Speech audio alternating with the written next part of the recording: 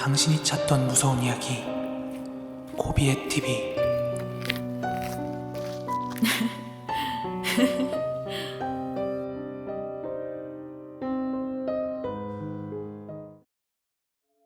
저는 지금 33살의 건강한 남자입니다. 지금부터 제가 직접 겪은 이야기를 한번 해볼까 합니다. 당시 저는 장안공업고등학교 2학년에 재학 중이었습니다. 조금은 건들건들했고 싸움엔 꼭 참석하기를 좋아하는 그런 아이였어요. 그러다 보니 선배들로부터 일명 단합대회란 명목으로 한 달에 한 번씩은 꼭 두들겨 맞아야 하는 그런 고통을 감수해야 했죠. 한 번은 못마땅한 선배가 있어 단합대회에 참석하지 않고 충남 서천군 한산에 살고 있는 제 친구네 집으로 단합대회도 피할 겸 놀러를 갔습니다. 때는 초겨울이었습니다. 저도 그리 멀지 않은 곳에 살고 있던 터라 대충 그곳의 지리 정도는 알고 있었습니다. 근데 친구놈이 술 마시기 좋은 곳이 있다면서 자기 친구놈들이 군밤 구우면서 기다리고 있으니 어서 가보자고 하더군요. 술이라면 사죽을 못 쓰는 저였기에 입이 귀에 걸려 친구놈을 따라 나섰습니다. 10여 분 정도 산길을 따라 올라가니까 한 곳에서 연기가 살며시 올라오더군요. 한산 종합고등학교를 다니던 친구들이었는데 안면이 있는 친구들도 있고 해서 별로 서먹서먹하지는 않았습니다. 모여있던 인원이 총 7명으로 기억됩니다. 그 중엔 운동부도 있어서 술을 마시지 못하는 친구들도 있었습니다. 아무튼 한참을 마시다 보니 그곳 지형이 매우 특이해 보였습니다.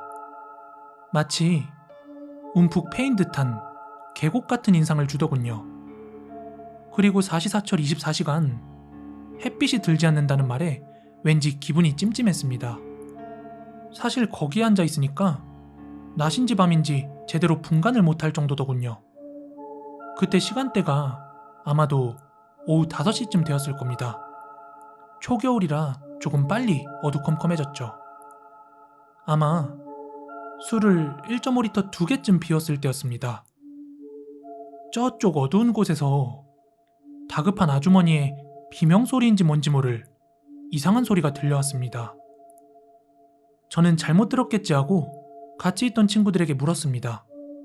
그랬더니 친구들도 그 소리를 들었다고 하더라고요.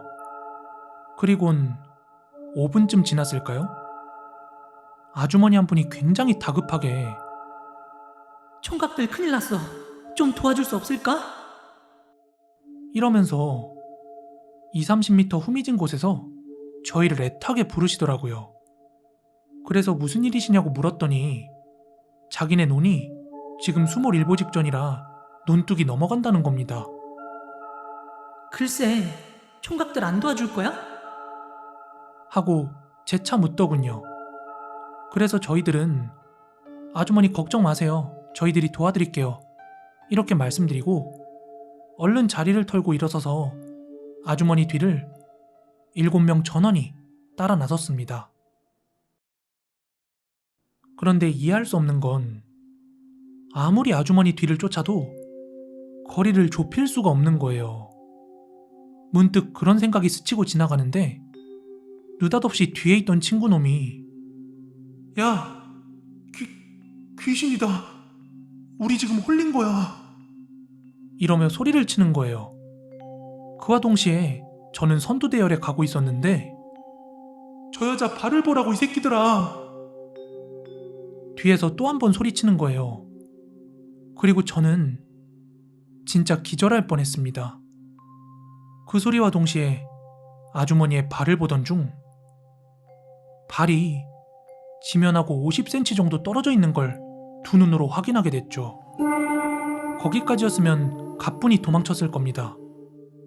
그런데 앞서가던 아주머니가 갑자기 뒤를 돌아보는 거예요. 목까지 내려오던 긴 혀와 너무나도 슬픈 눈. 저는 그 눈빛을 아직도 잊을 수가 없습니다. 도망가는데 글쎄 완전히 몸이 경직이 돼서들 슬로우 모션으로 뛰는 것 같더라고요. 가방이고 뭐고 다 내팽개치고 친구네 집으로 돌아왔을 때는 온몸이 땀으로 범벅이 되어 있었습니다. 친구 아버님께서 이장님이시라 왜들 시끌벅적하게 동네 휘젓고 다니냐 이렇게 꾸중하시길래 자초지종을 말씀드렸습니다. 그 말을 듣고 난 친구 아버님은 이놈들아 거긴 뭐하러 가서 술을 처마시냐 하시고는 달리 아무 말씀을 안 하시더라고요. 그래서 우리 정말 귀신을 봤다 이렇게 말씀을 드렸더니 한참을 생각하시던 그 아버님께서 그제서야 입을 떼시더라고요. 그러니까 3년 전이죠. 제가 중3 때였을 겁니다. 충남 쪽으로 며칠을 장대 같은 비가 퍼부어 홍수가 난 적이 있었습니다.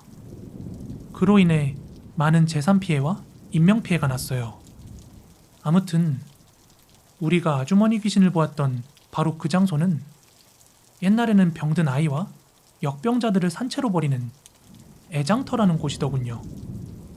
그 애장터를 중심으로 바로 뒤쪽 산에 집 한 가구가 살고 있었는데 일찍이 남편은 죽고 시어머니만을 모시고 살던 며느리가 있었답니다. 그런데 시어머니가 병환으로 오랫동안 누워 계셔서 반일만으론 약값이 턱없이 모자랐다고 하더라고요. 그래서 모시 짜는 일을 하면서 시어머니를 모시고 있었답니다. 한산은 모시로 유명하잖아요.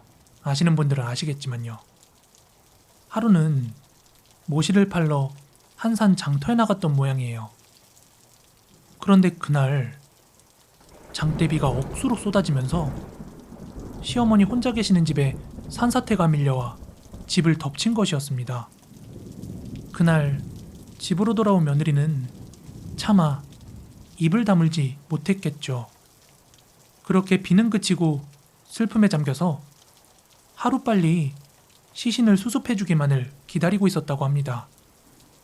그런데 공무원들이 더 바쁜 일이 있다면서 차일피일 미루기만 하더랍니다. 사실 그때 피해 규모가 엄청났었거든요.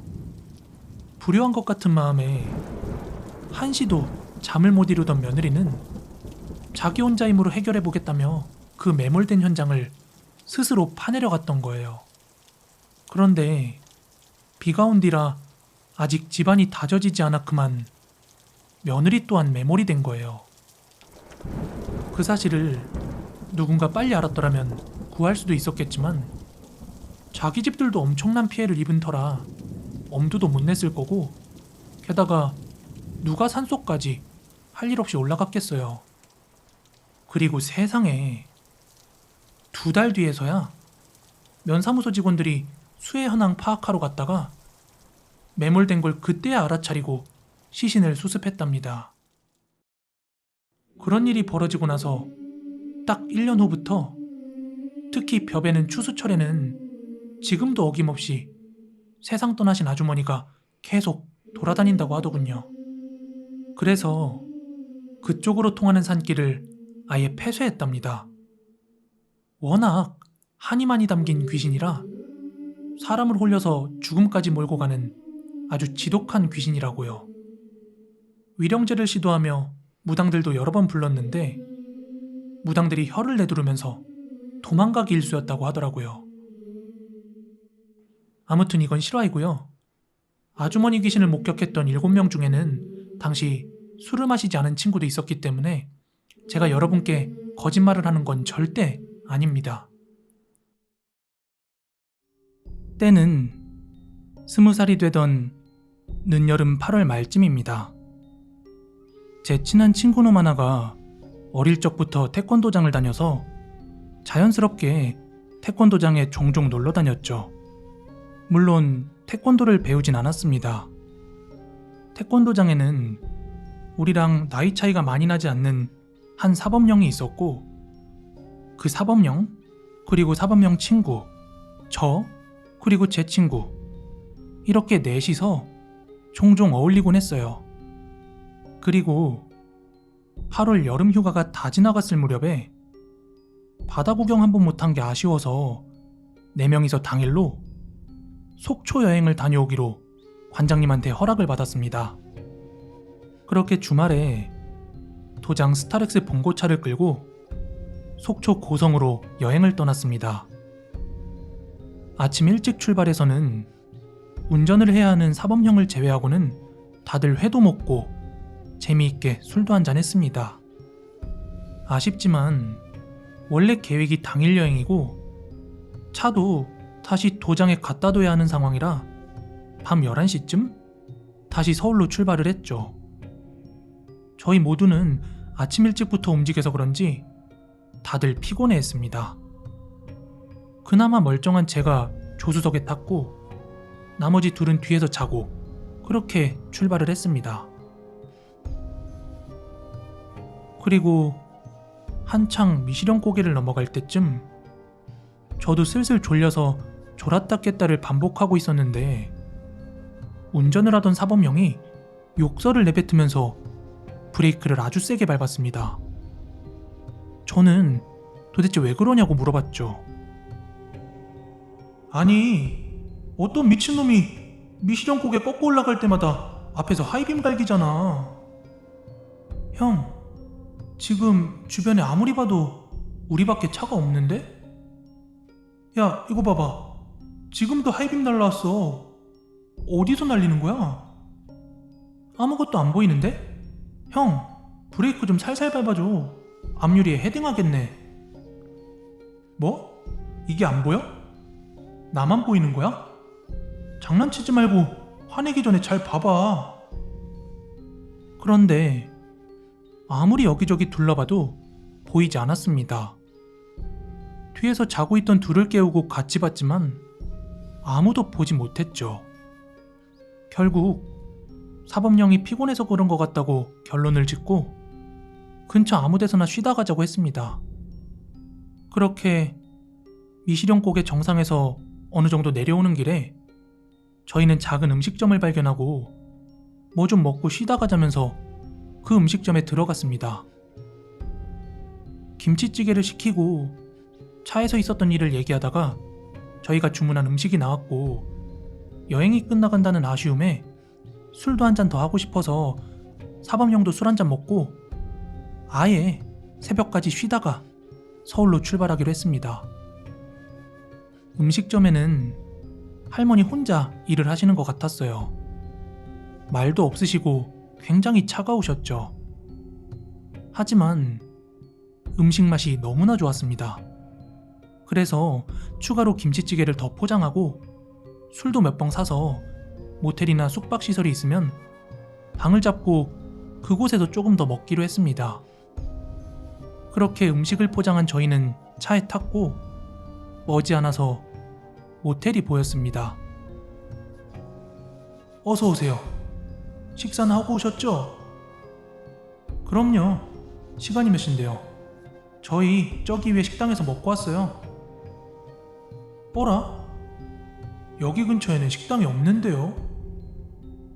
여기서 조금만 올라가면 할머니 혼자 하시는 그 맛있는 식당이 있어요. 에이, 위에 올라가 봐야 식당도 없고 아무것도 없어요. 아니, 우리가 방금 거기서 밥을 먹고 왔어요. 아무튼 가장 넓은 방으로 주세요. 아이고, 이 친구들 귀신한테 홀렸나 보네.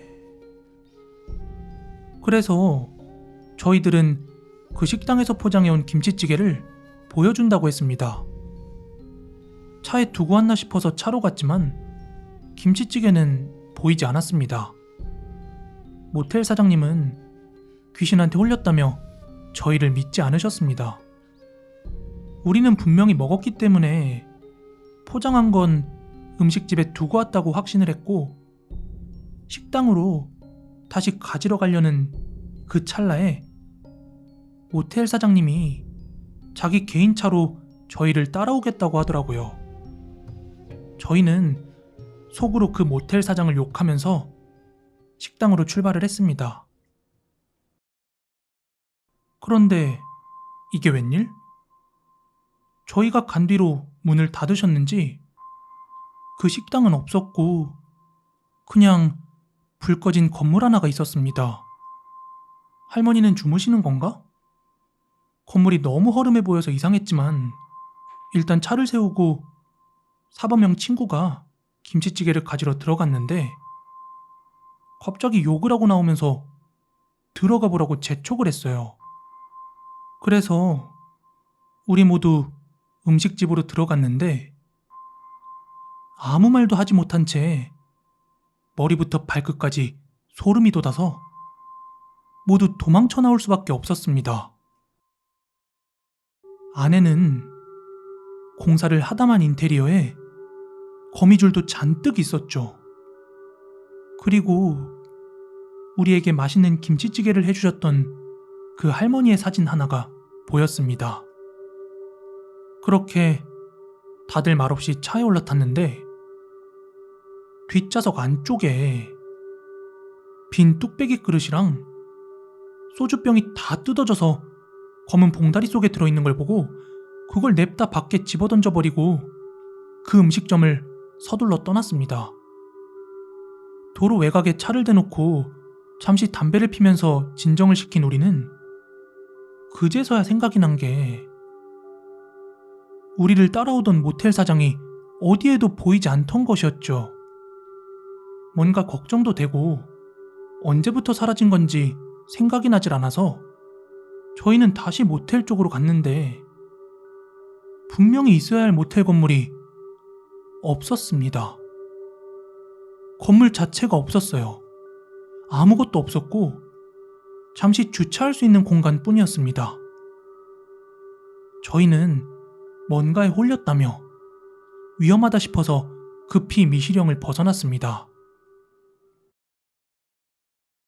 이건 나중에 들은 얘기인데 알아봤더니 그 미시령 옛길 쪽에서 작은 숙박시설과 음식집을 운영하던 한 가족이 미시령 고개를 내려오다가 올라오는 차량에 상향등비 때문에 시야를 가려서 그만 절벽으로 떨어지고 말았고 일가족이 모두 사망했던 그런 사고가 있었다고 합니다. 파주 사는 사람은 거의 다 안다는 아주 유명한 귀신 나오는 아파트가 있어요. 과거에 한 공무원이 와이프를 토막살해한 그 유명한 아파트인데요. 그 아파트에 관련된 썰을 한번 풀어볼까 합니다. 제가 살았던 건 아니고 제 와이프가 거기에 한때 살았는데 현재 친정집이기도 합니다.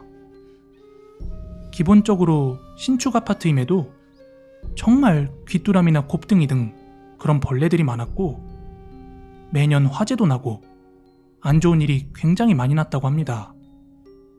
그리고 타지인인 제가 봐도 이상한 게 아파트 한가운데 약수터가 있어요. 그럼 수맥이 흐른단 말이잖아요.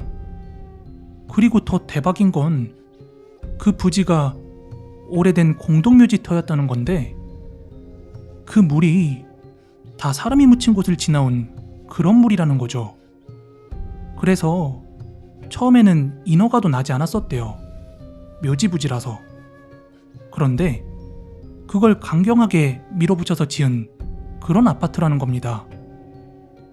그래서 파주에 오래 살았던 사람들은 그 아파트가 새 아파트고 가격도 매우 싼데도 불구하고 절대 그 아파트에서 살지 않고 외지인들만 거기 들어가서 사는 거라네요. 특히 공무원 같은 경우요. 그렇게 시간이 흐르고 지금은 가격대가 많이 올랐죠.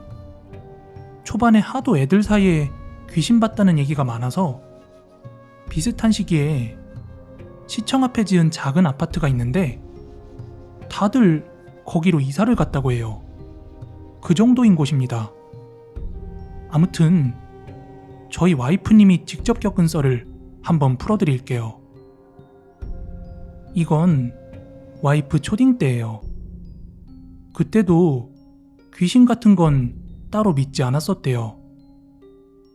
그런데 어느 날 학교에 갔는데 같은 아파트 사는 애들이 모여서 뭔가를 이야기하고 있더랍니다. 한 친구의 동생이 자다가 13층인데 창문 밖에서 사람을 봤다며 이거 귀신 본 것 같다며 그런 이야기를 하고 있었고 무섭긴 했지만 크게 신경 쓰지 않았다고 합니다. 그러고 집에 와서 한밤중에 자려는데 너무 신경이 쓰인 거죠. 자기 아파트에 귀신이 산다는데. 그리고 그날 역시나 인생에서 첫 가위에 눌렸고 천장엔 낯선 여자가, 좌측엔 몽달 귀신, 우측엔 어떤 남자가 서서 막 이것저것 이야기를 하고 있더래요. 그렇게 너무 놀라서 막 비명을 질렀고 그 소리를 들은 장인 장모님이 오셔서 괜찮냐고 깨우면서 물어보셨답니다. 그렇게 장모님과 같이 자게 되었는데 아직 그 공포가 진정이 되지 않아서 장모님 쪽을 바라보면서 잠을 자고 있었는데 한참 잠을 자던 장모님께서 갑자기 고개를 제 와이프 쪽으로 획 돌리시면서 째려보더라는 겁니다. 너무 놀라서 소리도 못 지르고 그렇게 아침 해가 밝아왔답니다. 희한한 건 장모님은 그 전날 밤 일을 전혀 기억을 못 하시더랍니다. 이 일이 있고 시간이 많이 지나 고등학생이 되었고 하루는 자려고 옷을 갈아입고 창문을 닫는데 1층에서 누군가가 자기를 올려다보고 있더래요. 미동도 없이요. 그래서 장인어른에게 바로 그 이야기를 했고 그 자식 혼쭐을 낸다며 장인어른이 내려가신 사이에 그게 감쪽같이 사라졌답니다. 그 당시 동대표였던 장인어른은 바로 CCTV를 확인했는데 그 결과 그 자리엔 아무도 없었어요. 아직까지도 미스테리라고 하더라고요. 이외에도 미스테리한 이야기가 더 있는데 너무 많아요. 아무튼 진짜 파주 금촌동에 있는 아주 유명한 아파트이고 아는 사람만 무서워하는 그런 아파트예요. 파주로 이사와도 거긴 가지 마세요. 완전 헬파티예요. 아니, 그냥 귀신의 집이에요. 아, 저기 묘지뷰 아파트? 저 아파트 아는 썰 간단히 하나 풀자면 저 아파트 사는 형이 비 오는 날 나랑 파전에 막걸리 먹고 택시 타고 집에 가는 길인데 집에 거의 다 도착해서 공동묘지를 지날 때였대. 그런데 웬 여자가 비도 오는데 우산도 안 쓰고 지나가길래 택시기사님한테 기사님, 저 여자는 비도 오는데 우산도 안 쓰고 다니네요? 왜 저러지? 이렇게 말을 걸었는데 기사님이 아무 말도 안 하더래. 그래서 빗소리 때문에 말을 못 들었나 보다 하고 넘어가려는데 그때서야 기사님이 대답을 하시길 네, 저 발이 없네요.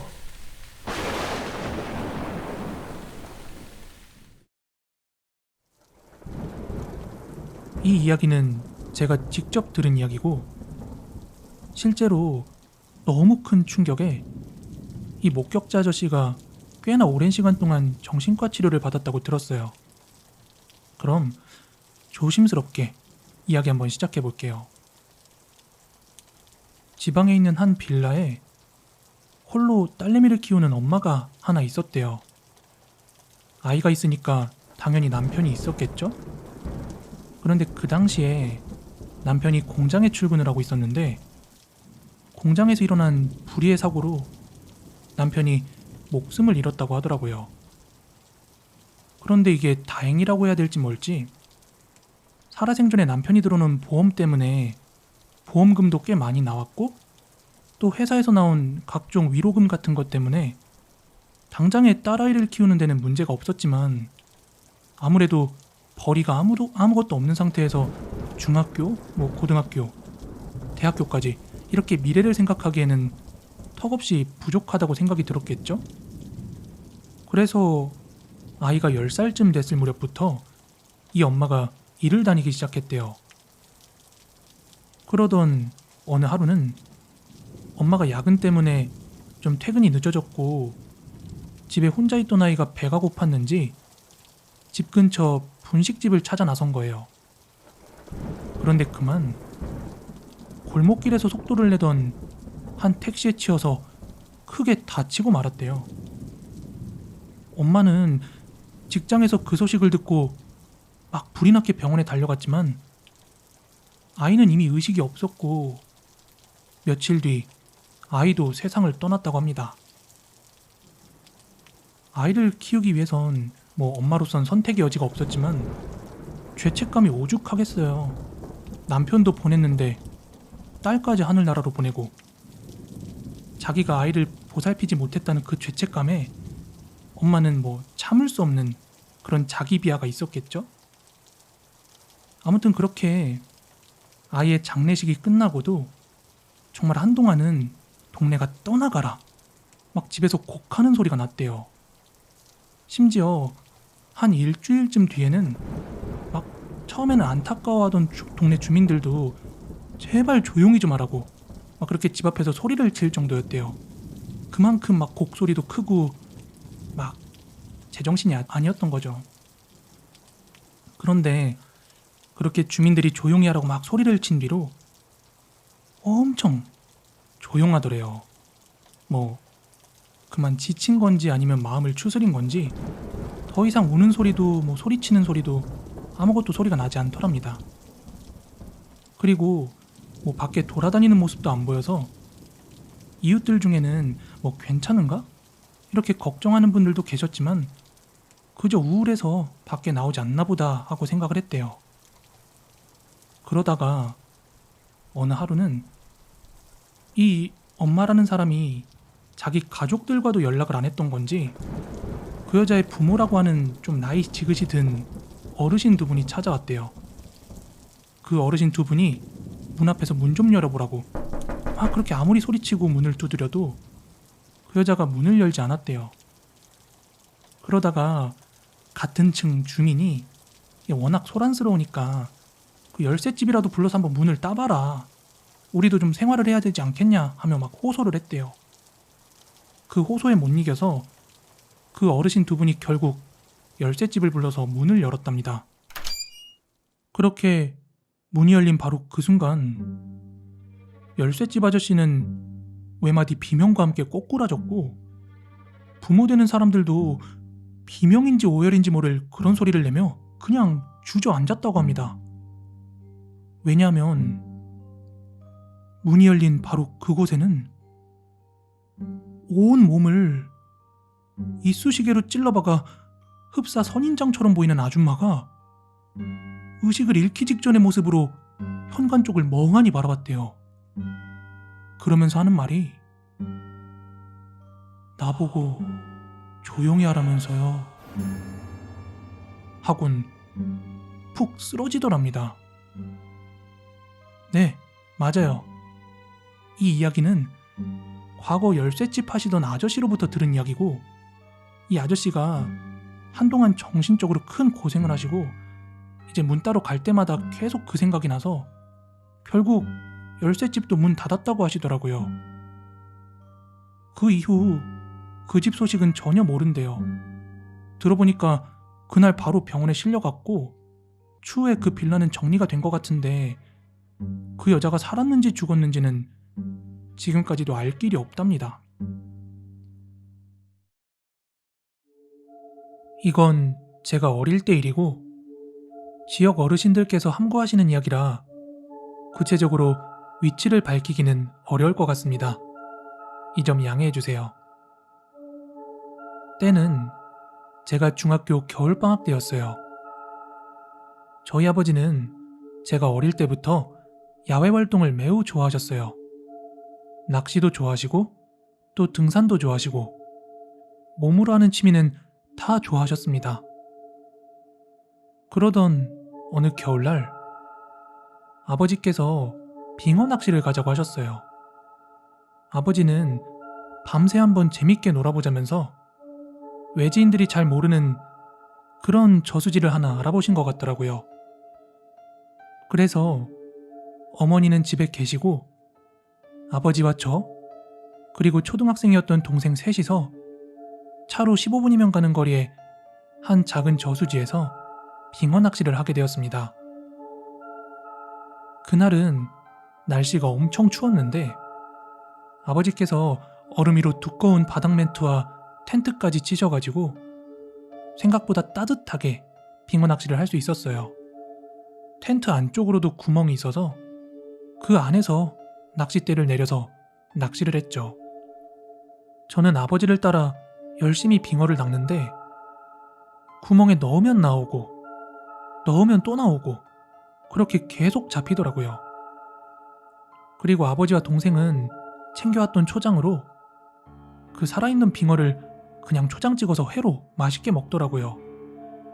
근데 저는 도무지 그건 못 먹겠어서 아버지가 기름에 튀겨주셨어요. 엄청 고소하고 맛있었죠. 그렇게 한참 낚시를 하면서 맛있는 걸 먹다 보니까 어느덧 뉘엿뉘엿 해가 저물어갔고 이미 텐트 밖으로는 어둠이 찾아왔는데요. 그런데 그때 텐트 밖에서 사부작 하는 소리가 들리더니 밖에서 저기요 하며 누가 부르더라고요. 그래서 아버지랑 텐트 문을 열고 고개를 빼꼼 내어보니까 한 중년의 어르신이 서 계셨어요. 저는 전혀 모르는 사람인데 아버지는 그분을 아시는 분인 듯 하더라고요. 안녕하세요, 오랜만이에요 하고 인사를 하대요. 알고 보니까 그 아저씨는 연마을에서 장사를 하시는 분이고, 근데 그 아저씨가 뜬금없이 그 밤중에 찾아와서는 밤중에 낚시는 무슨 낚시요? 위험하니까 얼른 들어가지 이러시는데 아버지는 염려 마시라면서 그냥 조용히 놀다 아침에 들어가겠다고 말씀드리곤 그 어르신을 보냈어요. 그리고 아주 늦은 밤 거의 12시도 넘은 시간이었는데요. 한참 낚시를 하던 중에 아버지와 동생이 옆에서 먼저 잠이 들었어요. 그때까지 잠이 들지 않았던 저는 후레쉬를 집어들고 그 구멍 쪽으로 해서 물 안쪽을 구경하고 있었는데요. 바로 그 찰나 제 눈을 의심할 수밖에 없는 그런 장면이 펼쳐졌어요. 얼음구멍 아래로 사람이 흘러가는데 그 구멍을 사이에 두고 눈이 마주쳤어요. 전 화들짝 놀라서 아빠를 깨웠습니다. 그리고 황급히 일어난 아버지에게 제가 조금 전에 본 것을 막 설명해드렸어요. 근데 아버지가 물밑을 내려볼 땐 아무것도 없었습니다. 아버지께선 이런 곳은 흐르는 물이 아니라서 뭐가 그렇게 빨리 흘러갈 리가 없다. 너가 잘못 본 거겠지. 뭐 이렇게 말씀을 하셨어요. 저는 아니라고 우기고 또 우겼습니다. 그럼에도 불구하고 아버지는 아유 그럴 일 없다고 하시면서 그냥 다시 잠에 드셨어요. 저는 절대로 제가 잘못 봤다고는 생각하지 않았기 때문에 겁에 질려서 뜬 눈으로 밤을 지새웠습니다. 괜히 밖에서 발자국 소리가 나는 것 같기도 하고 되게 무섭더라고요. 그리고는 다음날 아버지랑 동생이 짐을 정리하는 동안 저는 차에 가서 잠에 들어 있었습니다. 이후 집으로 출발하는 차 안에서 잠깐 비몽사몽간에 창밖을 보았습니다. 그런데 눈 덮인 겨울의 빙판이랑은 전혀 어울리지 않게 반팔을 입은 아줌마가 저희 차 쪽을 멀뚱멀뚱 쳐다보고 있는 겁니다. 이후 저는 다시 잠에 들었고 집으로 돌아온 뒤에도 한참을 죽은 듯이 잠만 잤어요. 그리고 시간이 흘러 그날 일을 잊고 살다가 그해 여름쯤 되었을 때 아버지로부터 충격적인 이야기를 하나 전해 듣게 되었어요. 지난 겨울 저희가 낚시한 그 저수지에서 4월인가에 시신이 떠올랐대요. 그런데 여기서 소름 돋는 사실은 그 시신의 정체입니다. 저희가 빙어 낚시를 하던 바로 그날 밤 한밤중에 갑자기 저희 텐트에 찾아왔던 그 아저씨요. 그 아저씨의 아내가 그 시신의 정체였답니다. 그 아저씨는 부부싸움 끝에 아내를 살해하고선 얼음이 막 얼기 시작하는 그 무렵에 아내의 시신을 그 물에다가 몰래 유기한 것입니다. 그 직후에 불안한 마음에 그곳을 막 여러 번 오가면서 저수지 관리인 행세를 하면서 막 외지인을 몰아냈던 것인데요. 추후에 날이 따뜻해지고 얼음이 녹자 그 여자가 스르르 떠오른 거죠. 그렇게 경찰의 조사 끝에 그 아저씨가 검거가 되었고, 추후 동네 사람들의 증언에 따르면 아저씨는 여기저기에다가 아내가 가출을 했다고 말하고 다닌 모양이고, 그 이후에 자살로 위장하려고까지 계획을 했던 모양이더라고요. 아내의 신발까지 고의 그 물가 근처에 두고서는요. 그러면 그날 밤 제가 본 것은 정말 그 아줌마의 시신이었을까요? 근데 이게 시신이라고 해도 말이 안 되는 게, 그 아저씨가 그 범행 당시에 시신 떠오르지 말라고 거기에 돌을 달아 수장을 했대요. 그래서 그 추운 겨울에는 시신이 있어도 바닥에 있었겠죠? 게다가 아버지 말도 일리가 있는 게, 거기가 물이 흐르는 곳이 아니라서 시신이 그렇게 빠르게 지나갈 수가 없거든요? 그런데 어떻게 그렇게 제 아래로 눈을 또렷이 뜨고 지나갔을까요? 이 모든 게 다 말이 안 돼요. 이게 귀신이 아니라면요. 이 사건을 알게 된 후에 아버지에게, 아니 그럼 우리가 먹었던 빙어는 그 영양분을 어디서 얻은 거냐며 막 찜찜해했던 기억이 있습니다. 아무튼 그 아주머니는 자신의 존재를 다른 사람에게 어떻게든 알리고자 그렇게 계속 모습을 드러냈던 게 아닐까, 이런 생각이 들어요. 아마 제 방송을 오래 보신 분들이라면 다 아실 테지만, 제가 무서운 이야기로서 그 무속인 이야기는 흥미를 가지긴 가져도 실제로 제가 방송 시작하고 나서 되게 많은 가짜 무당들이 이제 저한테 접근을 했거든요. 그런 사람들을 접하고 나서는 이 무당이라는 존재에 대해서 조금 회의적이게 됐어요. 그런데 제가 좀 소름이 돋고, 아, 이거 진짜일 수도 있겠다 하고 생각했던 그런 이야기를 하나 해보도록 할게요. 라이브 때 들으신 분들도 계시겠지만 아무래도 이 이야기는 모르시는 분들이 많으실 것 같아서 좀 양해 좀 부탁드릴게요. 때는 작년 이맘때쯤이었나? 아마 그럴 겁니다. 당시 제가 괴담 속으로나 아니면 야외 라이브 방송을 하면서 여러 호러 스팟들을 많이 찾아다녔어요. 어떤 때는 아예 사전 방문이 없이 바로 가서 촬영할 때도 있었고요. 또 여건이 되면 사전 방문도 한 번씩 했거든요. 아무튼 그러다 한 번은 부산 기장에 있는 삼덕마을이라는 곳을 한번 찾아갔었어요. 제가 알기로 거기가 과거에 나병 환자촌 같은 곳이었는데, 마을 전체가 완전히 전부 다 폐가처럼 남아있는 그런 폐가촌이에요. 혹시라도 이 방송 듣고 거기 가시려는 분들은 절대 가지 마세요. 제가 나중에 알게 된 건데 거기 카메라 촬영도 금지고 지역 주민들도 그렇게 방문하는 거 진짜 안 좋아하세요. 그 이유는 제가 나중에 설명드릴게요. 아무튼 저는 지인이 이런 곳도 있으니까 한번 가봐 하고 정보를 던진 것 뿐이고, 그곳에 대한 구체적인 정보가 아무것도 없었기 때문에 그냥 혼자서 답사를 한번 가봤습니다. 그렇게 제가 거기에 도착했을 땐 해지기 직전이었어요. 그래서 굉장히 좀 어둑어둑한 상태였거든요. 마을 들어가는 입구에 있는 불 들어온 건물 하나 빼고는 듣던 것처럼 전부 진짜 그 마을 전체가 폐가더라고요. 그러다 보니까 뭐 가로등 같은 게 잘 갖춰져 있지도 않고요. 그렇게 조금 더 안쪽으로 걸어 들어가니까 웬 건물 앞에 아주 대문짝만하게 카메라 촬영 금지라고 안내판이 붙어 있더라고요. 그래서 저는 그런 거 보면은 선뜻 막 반항 심리에 카메라 들고 이런 거 잘 못하거든요. 그래서 카메라 킬 생각은 전혀 못하고 혼자 후레쉬만 들고 여기저기 막 돌아다녀 봤어요. 멀리까지 운전해서 온 게 아깝잖아요. 하여간 온 동네가 폐가인 그곳은 분명히 누군가들 살았던 곳이겠죠?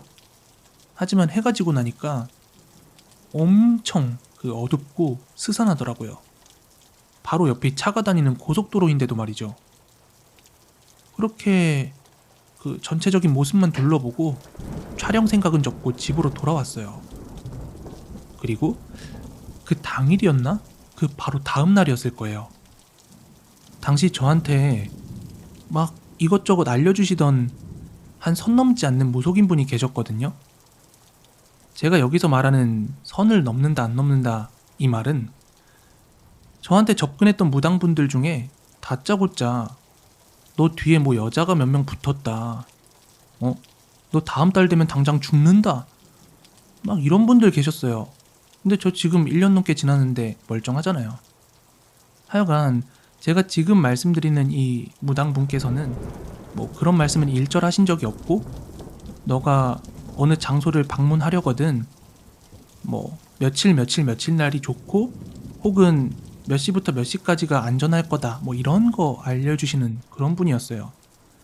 하여간 제가 그 폐가촌에 다녀오자마자 바로 그분한테 연락이 왔어요. 코비님 혹시 어디 다녀오셨냐고요. 그래서 제가 왜요? 하고 물어보니까 제가 어딘가 좋지 않은 장소를 갔다 온 게 자기 머릿속에 막 보인다 이렇게 말씀을 하시는 거예요. 그래서 제가 어떤 게 보이냐 이렇게 다시 여쭤봤더니 폐가들이 막 질비해 있는 그런 모습들이 보인대요. 그리고 코비님 앞에 되게 길쭉한 지붕을 가진 그런 집이 하나 보인다 이러는 거예요. 근데 진짜 저 그때 그 마을 간다 이런 거 누구한테 얘기하고 간 적이 없었거든요. 그래갖고 이거 뭐 지붕에 어디든 있을 수 있으니까 나 좀 떠보는 건가? 막 이런 생각도 좀 들어가지고 조금 떠볼까 이런 마음속에 생각이 들었다가 그냥 이실직고 하듯이 이야기했어요. 제가 그 촬영차 한 폐가촌을 갔다 왔다. 그런데 촬영은 하지 않고 그냥 돌아왔다. 이렇게 말했거든요. 그러자 그 무당분이 저한테 이러는 거예요. 잘했다고요. 거기 지금 길쭉한 지붕이 하나 보이는데 그 앞에 웬 할머니가 서 계신다고. 그런데 엄청 화나 보이는 표정이었다면서 외지인들 굉장히 꺼려하는 것 같다고 저한테 이런 말씀을 하시는 거예요. 그렇게 이런저런 이야기를 마치고 저는 조금 확인해보고 싶더라고요. 저 같은 공포 유튜버들에겐 오늘 해드린 이야기 중에 지금까지 이야기만 해도 되게 큰 이야기거리잖아요. 그래서 좀 확실히 하고 싶어서 그분한테 혹시 머릿속에 보였다는 장면이 이곳이 맞느냐 하고 여쭤보려고 왠지 로드뷰로 그곳을 스크린샷 찍어가지고 보여드리고 싶더라고요. 내가 본 장면이 맞다 이렇게 대답이 돌아올 수도 있으니까요.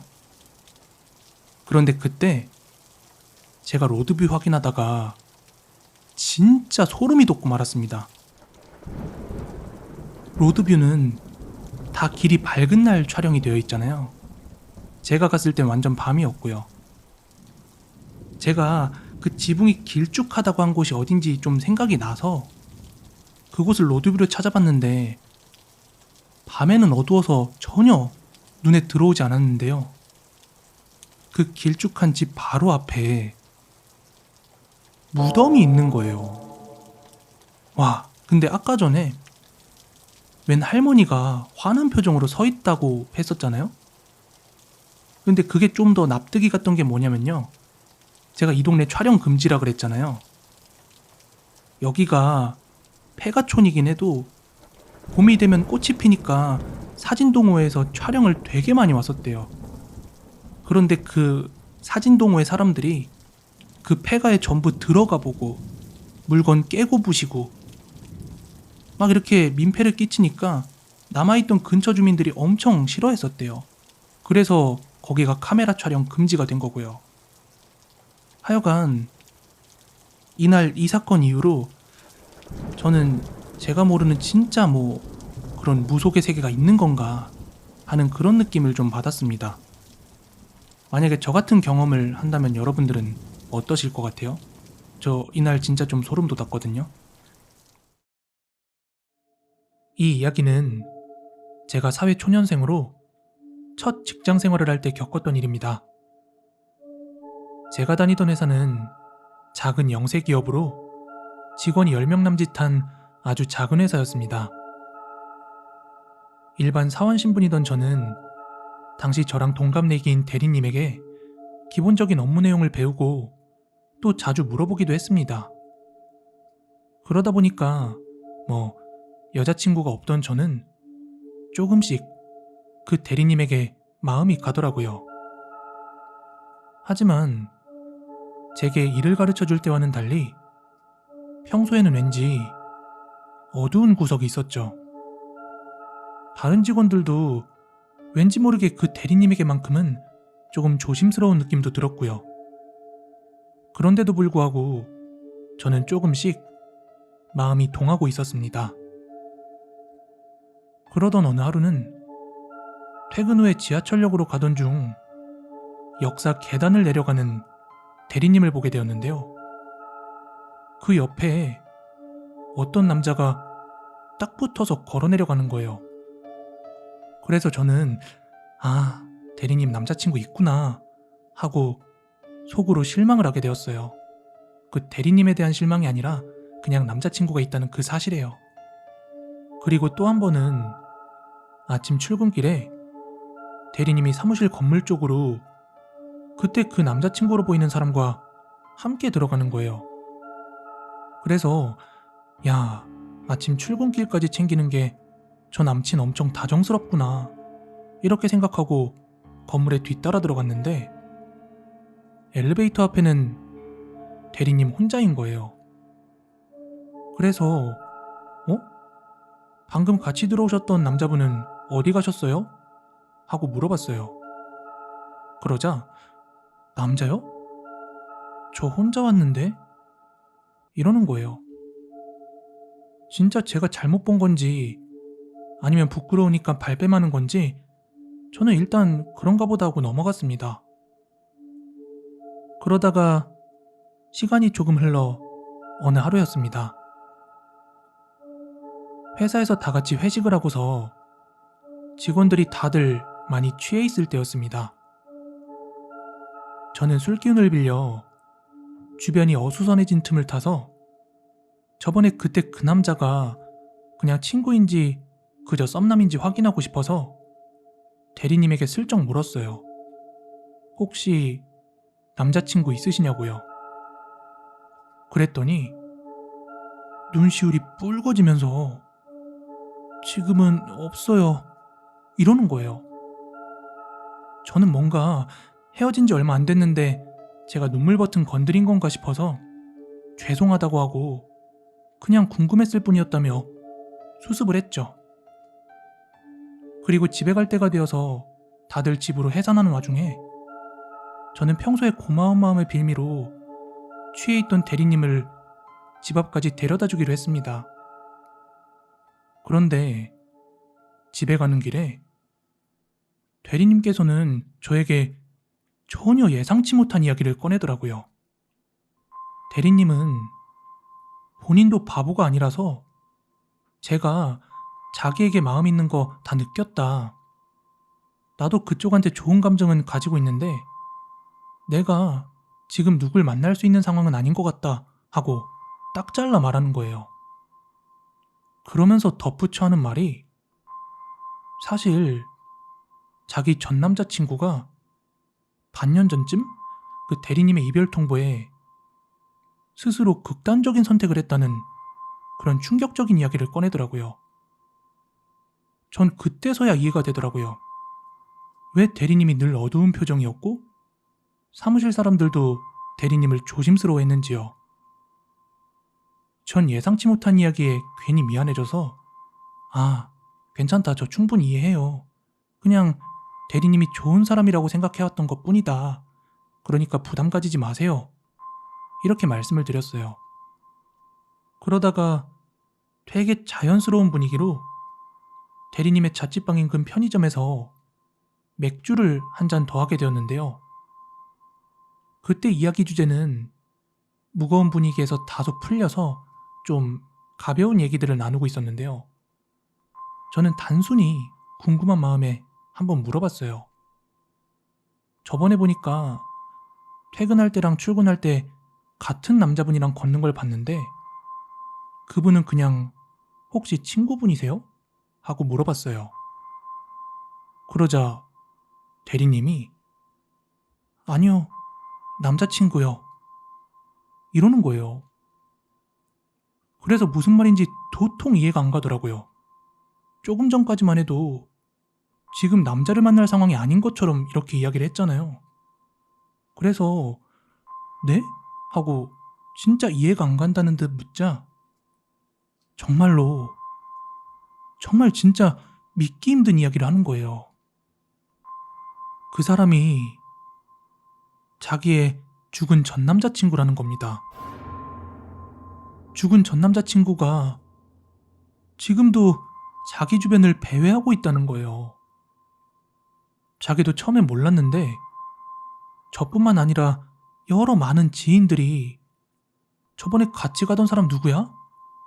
뭐 카페에 같이 앉아있던 사람은 누구야? 이런 식으로 계속 물어오더랍니다. 분명히 자기는 혼자 있었는데요.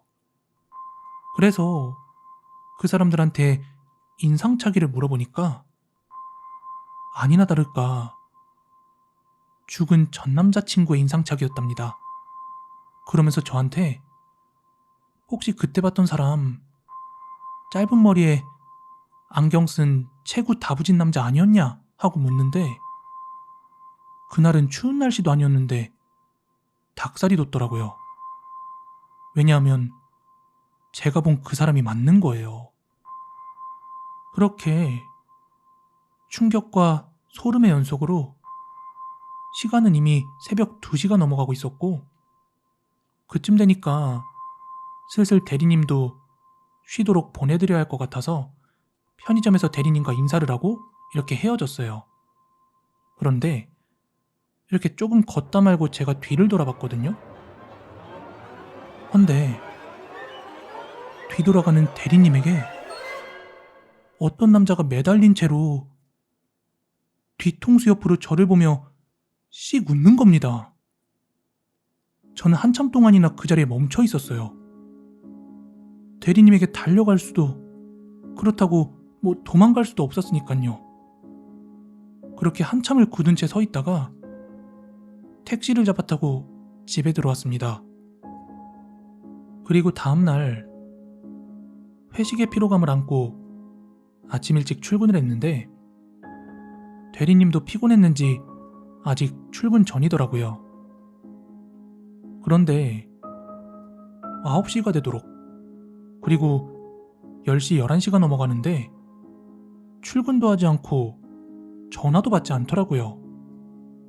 그러자 직원들은 저에게 어제 대리님 잘 들여보내준 거 맞냐고 이렇게 묻길래 아 그렇다. 편의점 앞에서 맥주 한 잔 더 하고 집에 보내드리고 왔다. 이렇게 이야기를 했죠. 그런데 그때 저희 회사 차장님께서는 야 아무래도 낌새가 좋지 않다 이러시면서 직접 한번 찾아가 보겠다고 하셨어요. 그렇게 차장님 단독으로 혼자 회사를 나섰는데 나중에 회사로 연락이 오길 대리님이 자살하셨답니다. 차장님이 자취방에 찾아갔을 땐 문이 굳게 닫혀 있었고 비상연락망에 있던 그 대리님의 부모님의 연락처로 전화를 드리자 그 부모님들의 연락도 받지 않았다는 거예요. 그렇게 부모님과 건물주의 동의를 얻고 자취방 문을 열었는데 그곳에는 다량의 수면제와 함께 대리님이 쓰러져 있었다고 합니다. 나중에 들어보니까 제가 입사하기 전부터 대리님이 좀 많이 위태로워 보이긴 했다더군요. 아무튼 그 뒤로 뭔가 제 짝사랑이 그런 식으로 끝났다는 이 상실감에 한동안 연애도 못했습니다. 이 이야기는 제가 실제로 목격했던 한 굿판에서 있었던 일입니다. 제가 군대를 전역하고 대학교에 복학을 하지 않고 잠깐 쉬고 있을 때였는데요. 저희 할머니가 사시는 곳이 경남 의령군이십니다. 하루는 저희 가족끼리 모두 의령에 있는 외할머니 댁으로 놀러 간 적이 있었습니다. 할머니네 집은 전형적으로 막 이렇게 기와가 얹어진 시골집이었고, 도로를 따라서 거리를 두고 띄엄띄엄 이웃집들이 있었죠. 그리고 할머니네 집 앞 길 하나를 두고 그 바로 맞은편에 아주 가까운 이웃집이 하나 있었어요. 제가 어릴 때부터 시끌벅적하게 차를 타고 놀러를 가면 그 이웃집 어르신들께서 저희 집 마당으로 들어오셔서는 아이고 멀리서 도시 사람들이 놀러 왔네 하고 반겨주시기도 하셨어요. 근데 이번에 저희 가족들이 놀러 갔던 그날은 이전과 다르게 매우 조용하더라고요. 엄마는 외할머니에게 이번에 옆집은 뭐 어디 놀러 가신 모양이네요? 하고 여쭙자 그때서야 할머니가 이야기를 하나 꺼내시더라고요. 지금 그 집 할머니 자식들 집 가 있다고요. 그러면서 정확히 이틀 뒤에 저 집에서 아주 크게 굿판이 열릴 거라고 하시는 겁니다. 아버지는 일단 서 있지 말고 짐 정리 먼저 하고 이야기하자고 하셔서 우선 다들 할머니네 집 거실로 들어가서 맛있게 차려진 밥상 앞에 앉았습니다. 그리고 그 자리에서 무서운 이야기를 하나 듣게 되었습니다. 정확히 1년 전쯤 서울에 살고 있는 그 집 손자아이가 아파트 주차장에서 주차 중이었던 다른 차에 치여 숨졌다는데요. 근데 CCTV와 블랙박스를 본 그 아이의 부모들은 아무래도 아이의 잘못이 크다고 판단을 했나봐요. 게다가 사고를 냈던 그 차량은 한창 앞날이 밝은 신혼부부이기도 해서 부모들은 악한 마음 먹어서 뭐하나 아이를 위해서라도 용서를 하자 하는 마음에 큰맘 먹고 그들을 용서했다고 해요. 뭐 무작정 보상을 요구하기도 어려운 상황이기도 했고요. 그런데 아이의 장례식이 끝난 바로 그 직후 매일 밤마다 그 부모들이 가위에 눌리고 악몽을 꿨대요. 아이가 꿈에 나와서 왜 그 사람들을 용서했냐면서 막 화를 내고 다그쳤대요. 처음에는 그 부모들이 죄책감 때문에 그런 꿈을 꾸는 줄 알았는데 두 부부 모두의 악몽 그리고 가위 눌림이 하루가 멀다 하고 점점 심해졌다고 합니다. 그래서 한 번은 그 죽은 아이를 위로하고자 무당을 불러서 위령제를 치러주었다고 해요. 그리고 그 위령제를 치렀던 그 무당이 이제 집을 나서는 길에 오늘부로 집안에 있는 아이의 떨어진 머리카락이나 손톱 같은 그런 아이의 흔적을 깨끗이 청소를 하라고 했다네요. 그래서 부모는 그 무당의 말을 따랐고 이후 다행히도 그 가위 눌림이나 악몽 같은 일은 다시 겪지 않았다고 합니다. 그런데 문제는 그 다음부터예요. 그 부모란 사람들은 악몽이나 가위 눌림에 더 이상 시달리지 않았지만 시골에 있는 어머니 쪽으로 그 아이가 나타나기 시작한 거예요. 근데 죽고 나서는 살아생전의 성격은 잊어버리고 악하게 변하는 경우가 더러 있다잖아요? 그 아이의 영혼은 뭔가 억울함이 컸던 건지 더욱더 할머니를 못 살게 굴기 시작한 겁니다. 할머니네 집에서 자꾸 세간살이가 막 저절로 날아다닌다든지 밤마다 쿵쿵쿵 뛰는 소리가 나고요. 그러다 보니까 나이 드신 그 할머니가 점점 퀭해져 갔대요. 심지어 저희 외할머니께서도 한밤중에 그 건너집에서 막 꽥꽥 소리를 지르면서 자기를 왜 죽였냐고 막 그렇게 소리 지르는 아이의 목소리를 듣기도 했대요. 그 동네는 어린아이들이 살지 않음에도 불구하고 하여간 막상 나가보면 또 아무도 없었고요.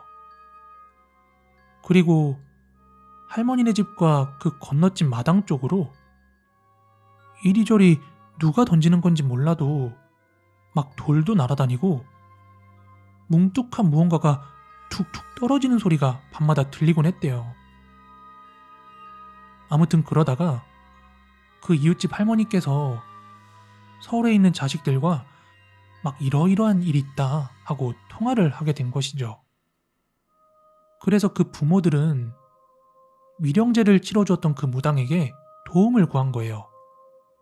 우리는 괜찮아졌는데 시골 부모님 댁에서 기이한 일들이 막 발생했다고요. 그렇게 그 서울에 있는 무당이 이틀 뒤에 여기에 도착해서 굿을 치를 예정이다 하는 것까지가 제가 그날 들은 이야기의 전부였는데요. 아무래도 가장 가까운 이웃이 그 집 하나다 보니까 할머니는 그 집 사정을 하나하나 다 알고 계셨습니다. 그렇게 외할머니 댁에서 이틀 밤을 보냈습니다. 그리고 이튿날 새벽 굿을 준비하는 것인지 꽤 여러 사람들이 그 앞집에 모여서 분주하게 이것저것 준비를 하더라고요. 저도 굿이라는 걸 한 번도 구경해 본 적이 없었기 때문에 언제 시작하나 싶어서 오전부터 기웃기웃거리며 막 구경을 했습니다. 그리고 시간은 정확히 기억이 안 나는데 해가 중천에 떠 있는 아주 늦은 오후에서야 본격적으로 굿판을 시작한 것 같더라고요. 꽹과리랑 북 두드리는 소리가 막 이렇게 나기 시작해서 가족끼리 그 집 앞에 가보니까 TV에서나 보던 그런 굿판이 펼쳐지고 있었어요. 막 북치고 꽹과리 치고 무당은 펄쩍펄쩍 뛰고 있고요. 그리고 그 집 할머니와 아이의 부모란 사람들까지 와서 막 눈시울이 붉어져서 막 울더라고요. 근데 그 굿판이란 게 생각보다 시간이 많이 길더라고요. 그래서 저는 구경하다 말고 집으로 들어와 쉬고 있었는데요. 얼마나 지났을까요? 꽹과리 치는 소리가 점점 잦아들길래 이제 끝났나 싶어서 한번 그 집으로 나가봤어요. 근데 구슬하던 그 무당이 되게 날카로운 눈빛으로 마당 이곳저곳을 기웃거리다가 이내 여기 사다리 좀 가져와라 어서 이렇게 소리를 치는 거예요. 근데 그 집에는 사다리가 없어서 얼떨결에 저희 할머니 댁에 있던 사다리를 그 집에 가져다 줬거든요. 그러자 지붕 아래쪽으로 사다리를 한번 펼쳐보라고 하시더니 이윽고 그 무당이 직접 사다리를 타고서 지붕 위쪽으로 올라가는 거예요. 그러더니 지붕에 있던 기왓장을 막 이리저리 뒤집는 겁니다. 그리고는 한참을 뭔가를 뒤지다가 아유 딱한 것, 내 이럴 줄 알았다 이러더니 사다리를 내려와서는 손바닥을 펼쳐서 그 부모들과 할머니한테 보여주는데 자, 봐, 이거 그애 거지? 하는데 부모가 오열을 하면서 막 쓰러지더라고요. 그 손바닥에 있던 건 바로 이빨이었습니다. 그 죽은 아이가 살아생전에 할머니 댁에서 그 흔들리던 이빨을 뽑아 지붕 위로 던졌던 거예요. 근데 그게 아직까지 그 기왓장에 끼어가지고 남아있던 거였는데요. 저는 그걸 현장에서 다 지켜보고 있었잖아요.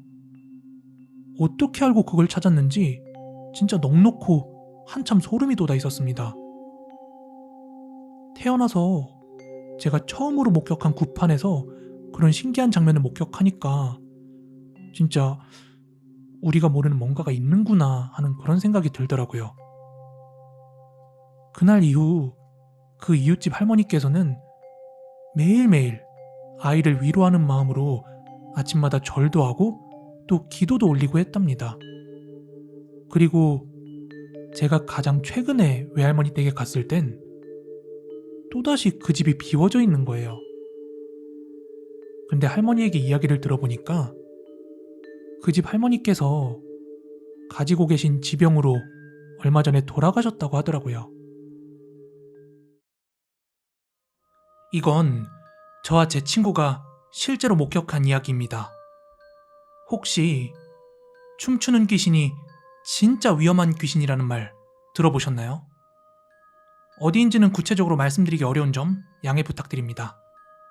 4년 전 제가 모 대학병원에 입원했을 때 겪은 일입니다.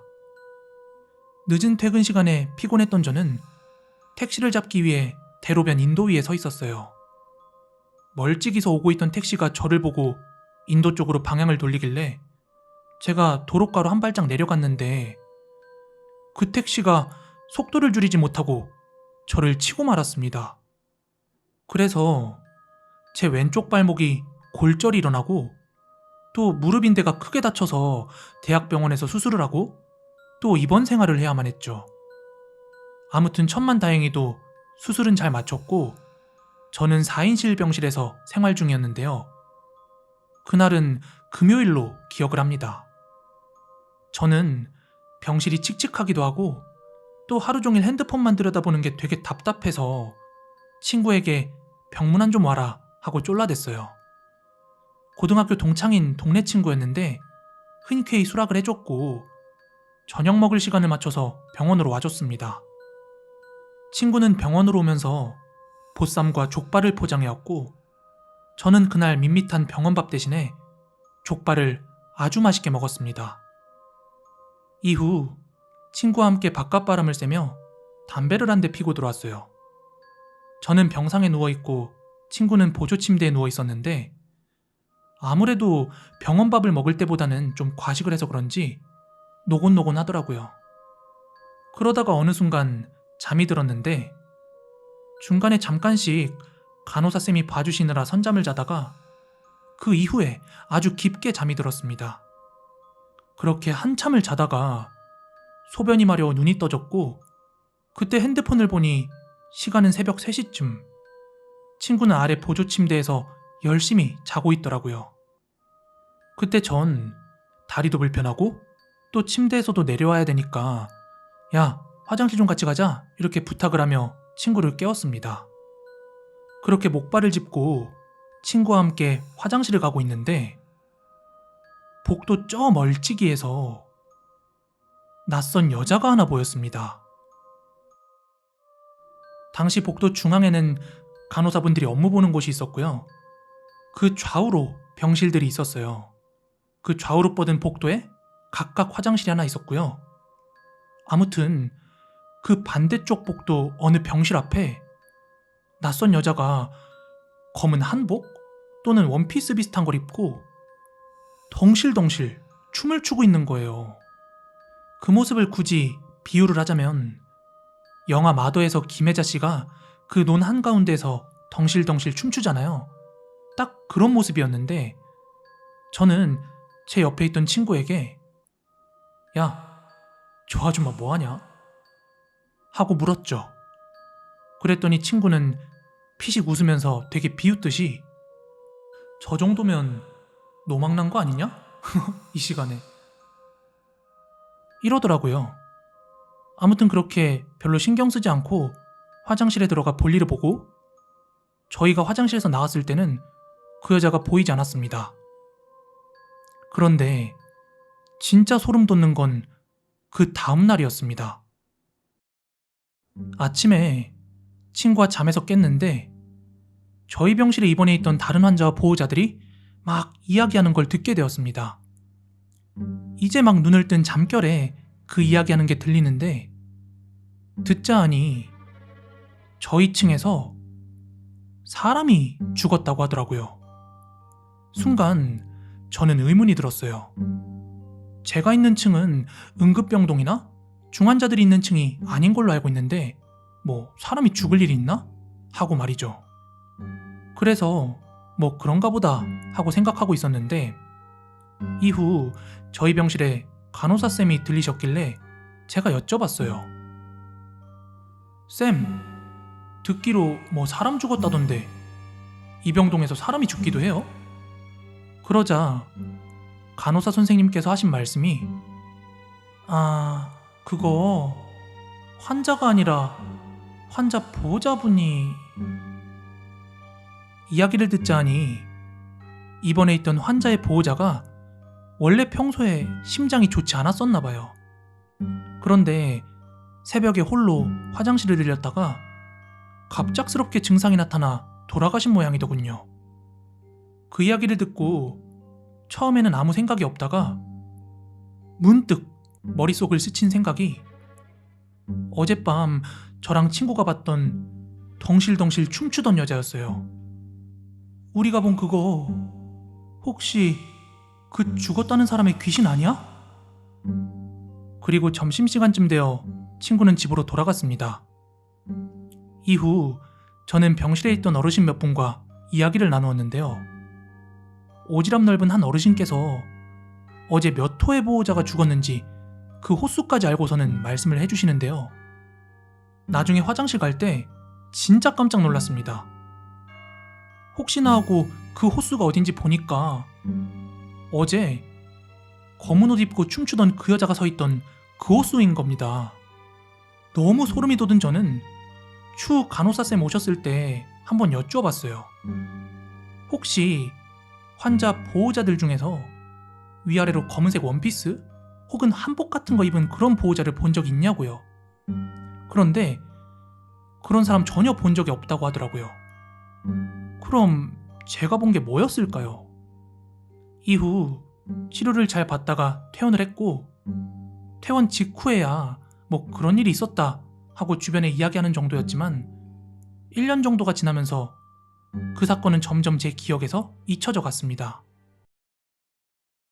그리고 평범하게 다시 회사 생활을 하던 그 무렵에 회사에 경력직으로 새로 들어온 한 주임님을 알게 되었습니다. 근데 나중에 친해지고 나서 직원들끼리의 술자리에서 되게 거리낌 없이 할머니와 일부 친척들 중에 무당이 몇 있다면서 집안 이야기를 하더라고요. 그러자 그 이야기의 주제가 관상, 사주 등으로 흘러가다가 결국 무서운 이야기에 도달하게 되었어요. 그러던 중 저도 제가 병원에서 봤던 게 귀신일까 아닐까 하며 이야기를 꺼내게 되었습니다. 그러자 그분이 딱 잘라 이야기하더라고요. 그거 귀신 맞아요. 이러는 겁니다. 그래서 진짜냐? 왜 그런 거냐? 하고 물었어요. 그러자 그분께서 하시는 말이 그거 데려갈 사람이 생겨서 신나서 덩실덩실 춤춘 걸 거야. 만약 거기가 중환자실이었으면 줄 초상 났을걸? 할아버지, 같이 가실래요?